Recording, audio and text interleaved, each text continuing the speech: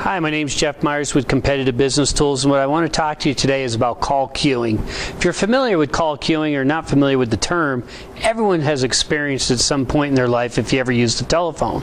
Call queuing is a simple process where you called a company, you didn't call a particular person, you called a department, and all agents were busy and they said, please hold for the next available agent, someone will be right with you. Certain ones, if it's done incorrectly, can actually increase customer frustration levels and cause them to leave your dealership. If it's done properly, it keeps your customer satisfaction levels average or actually makes them better so they're not getting upset, and keeps the customer in tune to customer loyalty and staying and keeping the revenues with your dealership. So let me give you an example of done properly. Done properly is where you put in expected wait times and position in queue, and instead of just playing music on hold, you play messages on hold. Generally the message is about an unfamiliar offering that this customer may not know about.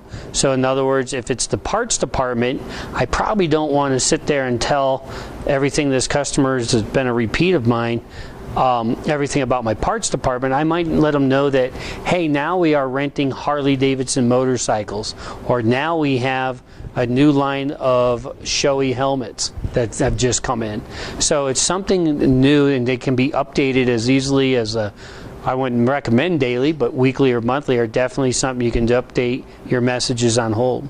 Back on the call queuing side, by having the expected wait times and the position in queue, studies show that customers are willing to stay on hold longer. What that allows me to do is the person that I have on the phone, whether it's cordless or desk phone, I'm able to take them through an upsell process. So instead of if they called in for your average sprocket and it was $70, and I said, hey, you know what we have other than these steel sprockets is we have these new lightweight aluminum ones with steel outer rims, so they last just as long, but they're almost a pound lighter. That allows me, and they go for $150. If I have 5 people at the counter upselling at least one transaction a day at $500 total at $100 each, on a 22-day month, that adds up to almost $10,000.